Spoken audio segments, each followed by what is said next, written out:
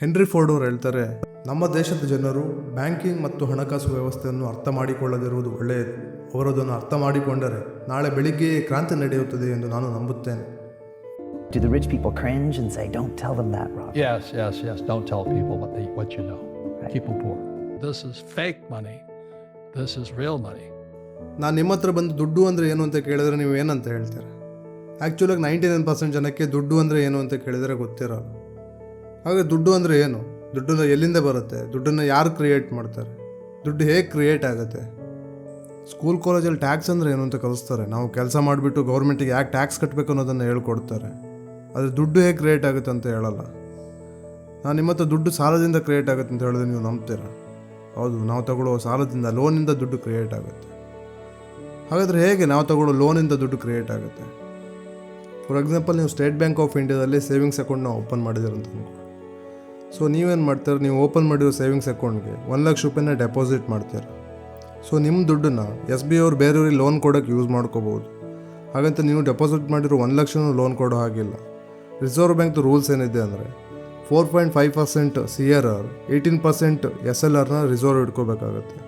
ಅಂದರೆ 4.5%ನ ಕ್ಯಾಶ್ ಫಾರ್ಮೇಟಲ್ಲಿ ಬ್ಯಾಂಕ್ದು day to day ಟ್ರಾನ್ಸಾಕ್ಷನ್ಗೆ reserve ಇಟ್ಕೋಬೇಕು. ಸೊ ಉಳಿದಿರೋ 18%ನ ಕ್ಯಾಶ್ ಫಾರ್ಮೇಟಲ್ಲಿ, ಲಿಕ್ವಿಡ್ ಫಾರ್ಮೇಟಲ್ಲಿ ಎಲ್ಲಾದರೂ ಇನ್ವೆಸ್ಟ್ ಮಾಡ್ಬೋದು.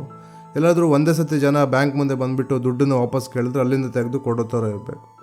ಸೊ ಟೋಟಲಾಗಿ 4.5% CRR, 18% SLR ಸೇರಿಬಿಟ್ಟು 22.5%ನ ಬ್ಯಾಂಕ್ ಅವ್ರು ರಿಸರ್ವಾಗಿ ಇಟ್ಕೋಬೇಕಾಗತ್ತೆ.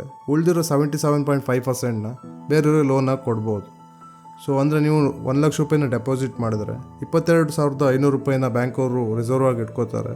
ಉಳಿದಿರೋ 77,500 ರೂಪಾಯಿನ ಬೇರೆಯವ್ರಿಗೆ ಲೋನಾಗಿ ಕೊಡ್ಬೋದು. ಬ್ಯಾಂಕ್ ಅವರು ಬರೀ 22.5%ನ ರಿಸರ್ವ್ ಇಟ್ಕೊಂಡು ಉಳಿದಿರೋ 77.5% ಏನು ಬೇರೆಯವ್ರಿಗೆ ಲೋನ್ ಕೊಡ್ತಾರೆ. ಇದನ್ನು ಫ್ರಾಕ್ಷನಲ್ ರಿಸರ್ವ್ ಬ್ಯಾಂಕಿಂಗ್ ಅಂತ ಕರೀತಾರೆ. ಬ್ಯಾಂಕ್ ಅವರು ನಾವು ಡೆಪಾಸಿಟ್ ಮಾಡಿರೋ 1 ರೂಪಾಯಿನೂ ಬೇರೆಯವ್ರಿಗೆ ಲೋನ್ ಕೊಡದೆ ನಾವು ಡೆಪಾಸಿಟ್ ಮಾಡಿರೋ 100% ರಿಸರ್ವ್ ಇಟ್ಕೊಂಡ್ರೆ ಅದನ್ನು ಫುಲ್ ರಿಸರ್ವ್ ಬ್ಯಾಂಕಿಂಗ್ ಅಂತ ಕರೀತಾರೆ. ಇಂಡಿಯಾದಲ್ಲಿ ಫ್ರಾಕ್ಷನಲ್ ರಿಸರ್ವ್ ಬ್ಯಾಂಕಿಂಗ್ನ ಫಾಲೋ ಮಾಡ್ತಾರೆ. ಫ್ರಾಕ್ಷನಲ್ ರಿಸರ್ವ್ ಬ್ಯಾಂಕಿಂಗ್ನ ಫಾಲೋ ಮಾಡೋದ್ರಿಂದ ಏನಾಗುತ್ತೆ ಅಂತ ಹೇಳಿದ್ರೆ, ಈಗ ನನಗೆ ಒಂದು ಐಫೋನ್ ತೊಗೋಬೇಕಂತ ಅಂದ್ಕೊಳ್ಳಿ. ಬಟ್ ಐಫೋನ್ ತೊಗೊಳಕ್ಕೆ ನನ್ನ ಹತ್ರ 1 ರೂಪಾಯಿನೂ ಇಲ್ಲ.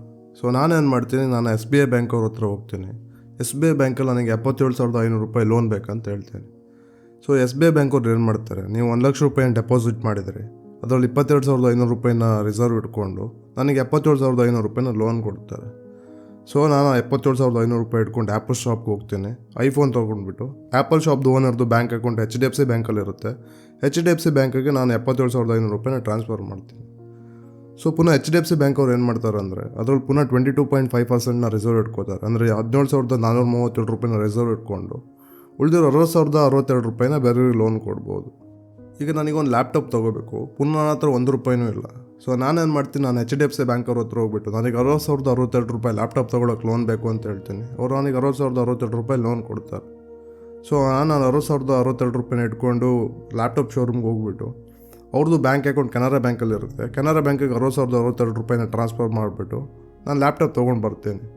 ಸೊ ಪುನಃ ಕೆನರಾ ಬ್ಯಾಂಕ್ ಅವ್ರು ಏನು ಮಾಡ್ತಾರೆ ಅಂದರೆ ಅದರಲ್ಲಿ 22.5% ಏನಿರುತ್ತೆ, ಅಂದರೆ 13,514 ರೂಪಾಯಿನ ರಿಸರ್ವ್ ಇಟ್ಕೋತಾರೆ. ಉಳಿದಿರೋ 46,548 ರೂಪಾಯಿನ ಬೇರೆಯವ್ರಿಗೆ ಲೋನ್ ಕೊಡ್ಬೋದು. ನೀವು ಆಲ್ರೆಡಿ ಅಬ್ಸರ್ವ್ ಮಾಡಿರ್ಬೋದು, 77,500 ರೂಪಾಯಿ ಐಫೋನ್ಗೆ, 60,062 ರೂಪಾಯಿ ಲ್ಯಾಪ್ಟಾಪ್ಗೆ ಸೇರಿ ಟೋಟಲಾಗಿ 1,37,562 ರೂಪಾಯಿ ನಾನು ಆಲ್ರೆಡಿ ಖರ್ಚು ಮಾಡಿದ್ದೀನಿ. ಬಟ್ ನೀವು ಡೆಪಾಸಿಟ್ ಮಾಡಿಟ್ಟಿದ್ದು ಬರೀ 1 ಲಕ್ಷ ರೂಪಾಯಿ ಮಾತ್ರ. ಸೊ ಫ್ರಾಕ್ಷನಲ್ ರಿಸರ್ವ್ ಬ್ಯಾಂಕಿಂಗ್ ಇರೋದರಿಂದ ಬ್ಯಾಂಕ್ಗಳು ಲೋನ್ ಕೊಟ್ಟು 37,562 ರೂಪಾಯಿನ ಎಕ್ಸ್ಟ್ರಾ ಕ್ರಿಯೇಟ್ ಮಾಡಿದ್ದಾರೆ. ನಾನು ಲೋನ್ ತೊಗೊಂಡು 37,562 ರೂಪಾಯಿನ ಎಕ್ಸ್ಟ್ರಾ ಕ್ರಿಯೇಟ್ ಮಾಡಿದ್ದೀನಿ. ಸೊ ನೀವೇನಾದರೂ ಲೋನ್ ತಗೋತಿದ್ರೆ ನೀವು ದುಡ್ಡನ್ನು ಕ್ರಿಯೇಟ್ ಮಾಡ್ತಾಯಿದ್ದೀರ. ಸೊ ಈ ರೀತಿ ನೀವು ಡೆಪಾಸಿಟ್ ಮಾಡಿರೋ ದುಡ್ಡು ತಿರುಗಿ ಒಂದು ಬ್ಯಾಂಕಿಂದ ಒಂದು ಬ್ಯಾಂಕಿಗೆ ಟ್ರಾನ್ಸ್ಫರ್ ಆಗ್ತಾ ನೀವು 1 ಲಕ್ಷ ರೂಪಾಯಿ ಡೆಪಾಸಿಟ್ ಮಾಡಿದರೆ ಅದು 4,44,000 ರೂಪಾಯಿ ತನಕ ಬೇರೆಯವ್ರಿಗೆ ಲೋನಾಗಿ ಹಂಚ್ಬೋದು. 1 ರೂಪಾಯಿ ಡೆಪಾಸಿಟ್ ಇಟ್ಟರೆ 4 ರೂಪಾಯಿ 44 ಪೈಸೆ ತನಕ ಬೇರೆಯವ್ರಿಗೆ ಲೋನಾಗಿ ಕೊಡ್ಬೋದು. ಅಂದರೆ ನೀವು ಇಟ್ಟಿರೋ ದುಡ್ಡಿಗಿಂತ 4 ಪಟ್ಟು ಜಾಸ್ತಿ ದುಡ್ಡನ್ನು ಅವ್ರು ಕ್ರಿಯೇಟ್ ಮಾಡ್ತಾರೆ. ಎಷ್ಟು ಜಾಸ್ತಿ ದುಡ್ಡು ಕ್ರಿಯೇಟ್ ಆಗುತ್ತೋ ನಿಮ್ಮ ಹತ್ರ ಇರೋ ದುಡ್ಡದು ವ್ಯಾಲ್ಯೂ ಅಷ್ಟೇ ಕಮ್ಮಿ ಆಗುತ್ತೆ. ಫಾರ್ ಎಕ್ಸಾಂಪಲ್, ನಮ್ಮ ದೇಶದಲ್ಲಿ ಬರೀ 10 ಕ್ವಿಂಟಲ್ ರೈಸ್ ಪ್ರೊಡ್ಯೂಸ್ ಆಗಿದೆ ಅಂತ ಅಂದ್ಕೊಳ್ಳಿ, ಮತ್ತು ನಮ್ಮ ದೇಶದಲ್ಲಿ ಬರೀ 1 ಲಕ್ಷ ರೂಪಾಯಿ ಇದೆ ಅಂತ ಅಂದ್ಕೊಳ್ಳಿ. ಸೊ ಈಗ ನಮ್ಮ ಹತ್ರ ಇರೋ 1 ಲಕ್ಷ ರೂಪಾಯಿನೂ ಖರ್ಚು ಮಾಡಿಬಿಟ್ಟು 10 ಕ್ವಿಂಟಲ್ ರೈಸ್ ತೊಗೊಳಕ್ಕೆ ಹೋದರೆ 1 ಕ್ವಿಂಟಲ್ ರೈಸ್ ರೇಟ್ 10,000 ರೂಪಾಯಿ ಆಗುತ್ತೆ. ಸೊ ಅದೇ ಈಗ ಫ್ರಾಕ್ಷನಲ್ ರಿಸರ್ವ್ ಬ್ಯಾಂಕಿಂಗಿಂದ ನಮ್ಮದು 1 ಲಕ್ಷ ರೂಪಾಯಿ 4 ಲಕ್ಷ ರೂಪಾಯಿ ತನಕ ಕ್ರಿಯೇಟ್ ಆಗಿದೆ ಅಂತ ಅಂದ್ಕೊಳ್ಳಿ. ಬಟ್ ರೈಸ್ ಪ್ರೊಡ್ಯೂಸ್ ಆಗಿರೋದು ಮಾತ್ರ 10 ಕ್ವಿಂಟಲ್.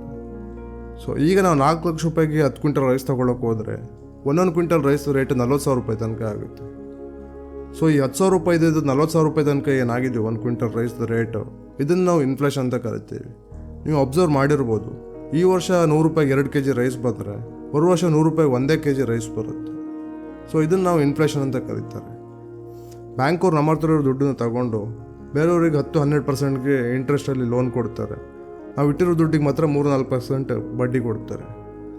ಸೊ ನೀವೇನಾದರೂ ಬ್ಯಾಂಕಲ್ಲಿ ದುಡ್ಡು ಇಟ್ಟರೆ ನೀವು ಮನೇಲಿ ಕೂತ್ಕೊಂಡು ಬಡವ್ರು ಆಗ್ತಾನೆ ಇರ್ತೀರ, ದುಡ್ಡು ಕ್ರಿಯೇಟ್ ಆಗ್ತಾನೆ ಇರುತ್ತೆ. ಎಷ್ಟು ಜಾಸ್ತಿ ದುಡ್ಡು ಕ್ರಿಯೇಟ್ ಆಗುತ್ತೋ ನೀವು ಇಟ್ಟಿರೋ ದುಡ್ಡದ ವ್ಯಾಲ್ಯೂ ಅಷ್ಟೇ ಕಮ್ಮಿ ಆಗ್ತಾ ಹೋಗುತ್ತೆ. ಬಡವರಿಗೂ ಶ್ರೀಮಂತರಿಗೂ ಡಿಫ್ರೆನ್ಸ್ ಏನಂದರೆ, ಬಡವರು ಲೋನ್ ತೊಗೊಂಡು ಇನ್ನೂ ಜಾಸ್ತಿ ಬಡವರಾಗ್ತಾರೆ, ಶ್ರೀಮಂತರು ಲೋನ್ ತೊಗೊಂಡು ಇನ್ನೂ ಜಾಸ್ತಿ ಶ್ರೀಮಂತರಾಗ್ತಾರೆ. ಬಡವರು ಲೋನ್ ತೊಗೊಂಡು ಮನೆ ಕಟ್ಟೋಕ್ಕೆ ಅಥವಾ ಕಾರ್ ಲೋನ್ ತೊಗೊಳಕ್ಕೆ ಇಲ್ಲ ಬೈಕ್ ಲೋನ್ ತೊಗೋತಾರೆ, ಅದರಿಂದ ಇನ್ನೂ ಜಾಸ್ತಿ ಖರ್ಚು ಬಿಟ್ಟರೆ ಅದರಿಂದ 1 ರೂಪಾಯಿನೂ ವಾಪಸ್ ಬರೋಲ್ಲ. ಬಟ್ ಶ್ರೀಮಂತರು ಏನು ಮಾಡ್ತಾರೆ ಅಂದರೆ, ಲೋನ್ ತೊಗೊಂಡು ಬಿಸ್ನೆಸ್ಸಲ್ಲಿ ಇನ್ವೆಸ್ಟ್ ಮಾಡ್ತಾರೆ, ಅದರಿಂದ ಡಬಲ್ ದುಡ್ಡು ಮಾಡ್ತಾರೆ, ಲೋನ್ ವಾಪಸ್ ಕಟ್ತಾರೆ. ನೀವು ಯಾವುದೇ ರಿಚೆಸ್ಟ್ ಪರ್ಸನ್ಸ್ನ ಅಬ್ಸರ್ವ್ ಮಾಡಿಬೇಕಾದ್ರೆ ಅವ್ರು ಯಾರು ಬ್ಯಾಂಕಲ್ಲಿ ದುಡ್ಡನ್ನ ಸೇವ್ ಮಾಡಿಬಿಟ್ಟು ರಿಚ್ ಆಗಿಲ್ಲ, ಅವ್ರು ಬ್ಯಾಂಕಿಂದ ಲೋನ್ ತೊಗೊಂಡು ರಿಚ್ ಆಗಿದ್ದಾರೆ. ನೀವು ಅದಾನಿನ ನೋಡ್ಬೋದು, ಅಂಬಾನಿನ ನೋಡ್ಬೋದು, ಟಾಟಾ ಗ್ರೂಪ್ಸ್ನ ನೋಡ್ಬೋದು. ಅವ್ರ ಹೆಸರಲ್ಲೆಲ್ಲ ಬಿಲಿಯನ್ ಟ್ರಿಲಿಯನ್ಸ್ ಗಟ್ಟಲೆ ಲೋನ್ಸ್ ಇದೆ. ಅವರೆಲ್ಲರೂ ಲೋನ್ಸ್ ತಗೋತಾರೆ, ಲೋನ್ಸ್ನ ಕರೆಕ್ಟಾಗಿ ಯೂಸ್ ಮಾಡಿಬಿಟ್ಟು ಅದರಿಂದ ಇನ್ನೂ ಜಾಸ್ತಿ ದುಡ್ಡನ್ನ ಮಾಡ್ತಾರೆ, ಇನ್ನೂ ಜಾಸ್ತಿ ರಿಚ್ ಆಗ್ತಾರೆ.